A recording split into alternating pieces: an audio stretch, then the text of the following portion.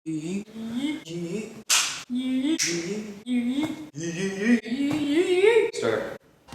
Hey guys, we're back again, and we have a completely new thing, which is really funny because every time we do something, we have a new thing. So yay! This time we decided to bring you guys a completely new and original concept. It's something that nobody on YouTube has ever actually done before. This is what I call a Petros and Ellie story time. You know that you've heard other story times and you must be thinking, Petros, this isn't original at all. Well, I'm gonna tell you something that you didn't know. Our story time, our story's about us. Ha! Original, right? Totally. Anyways, now you've gotta be asking yourself, okay, Petros, you're doing this original story time. Well, what kind of stories are you gonna tell? Well, here, I'll tell you, valued viewer. We're gonna be doing this neat, cutesy little series I like to call Ellie is a Demon. Ellie has this peculiar tendency where she'll torture me time and time again. That's a habit that's been nurtured for many years. And I wanna share all of the stories of how badly she's tortured me. If you haven't noticed that Ellie has this tendency, I highly recommend watching some of our other videos where Ellie decides to put makeup on me, Ellie decides to put a face mask on me, Ellie decides to make fun of me while I was going through puberty in front of a live audience. You know, minor stuff. They call me El Diablo. They call me Ellie Diablo. Anyways, moving on. Yeah, so To kick it off start, we're gonna tell you guys a story that you'll never forget for the rest of your life. One of Ellie's favorites. It is my favorite. Ellie's favorite. When Ellie was a little itty bitty girl, she was a lot cuter than she is now. Ellie had this tendency to do bad things and then blame them on me and then get away with them. A lot. And one thing in particular that was really bad is this story right here. As some of you may or may not know, in Canada we have this cool thing where we don't put milk in cartons.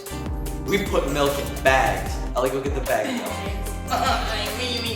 Yes!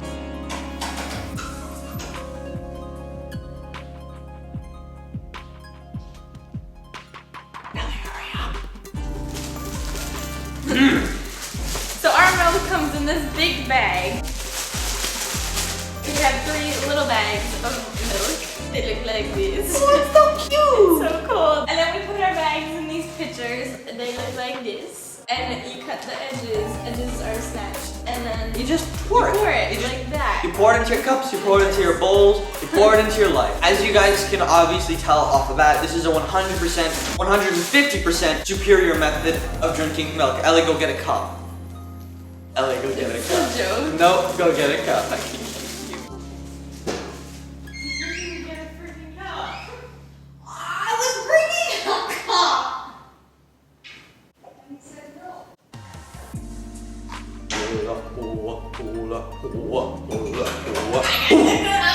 Hold it. Clink, clink, bitch. Hold it. Clink, clink, bitch. We broke the cup.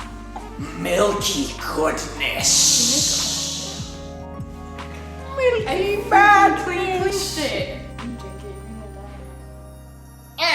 So, as you guys can tell off the bat, bagged milk is 150% superior method of having your milk. The issue is, there is one problem with this bagged milk.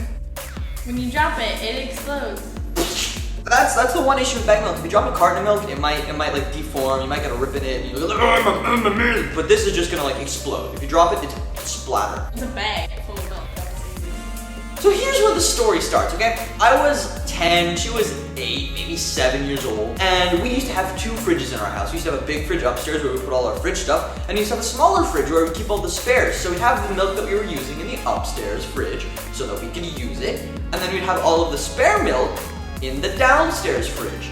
And we would go to the downstairs fridge to get the spare milk. Now this downstairs fridge was in the garage, and our garage, to get upstairs into the kitchen, obviously you have to go up the stairs.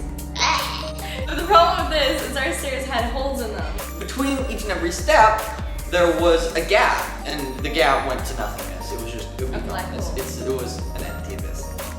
Yeah. The Milky Way. Whenever we needed to go get spare milk, my mom would be like, "Hey, somebody go get spare milk," and that was always me because Ellie, little Tasmanian demon, I would just wait for him to Would- be like, "Oh, I'll do it," and she'd be like, okay. "Yeah." Age 7 Ellie was very good at taking advantage of me. I don't know why, but one day it was me. It was my turn to go get the milk. Almost tired of Ellie taking advantage of me. I was like, okay, I'm gonna go get the milk. But little 7-year-old me was like, oh look, my hands are tired, slippy slip. I don't know what happened, but I dropped the milk. Ellie dropped the ball almost as hard as she dropped the milk. Not only did she drop the milk, it didn't even hit the stairs. It went between in the stairs. Don't ask how Ellie managed to pull that off. Nobody knows. Now instead of fessing up, I was like, I didn't do anything. I didn't think that it was gonna spoil under the stairs. I was like, okay, I'll just get a new one. Yeah, I'll just get a new one and not tell anyone that I dropped this milk. Little 7-year-old Ellie didn't know that milk goes bad. Well, when milk goes bad, for those of you that don't know, it smells a lot. Huh? Oh well. Yeah, no, not oh well. And I'll tell you why not oh well. Because who do you think, when my parents noticed that this milk was splattered all over the ground and stunk up the entire house, who do you think they blamed? Ellie, who's only gone to go get milk once? Or Petros, who went to go get milk literally every other time? It was you. It was me.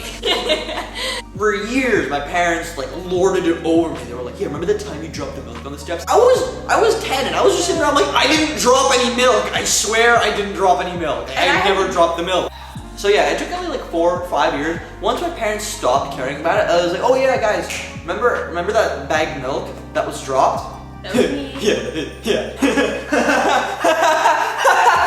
No regret. That's the story of how Ellie dropped the milk and immediately severed our ties as siblings. Oh well.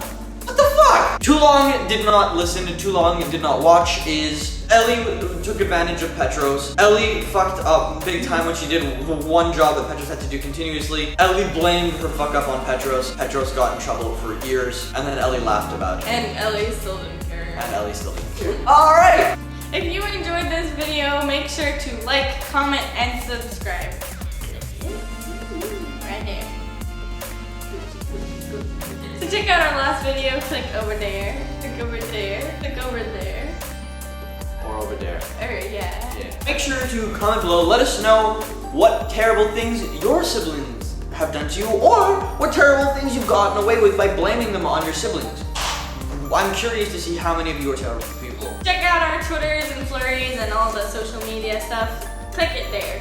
Or no, don't click it, just look at it. Just read it and type it on your computer. Thanks for watching. Hope you enjoyed.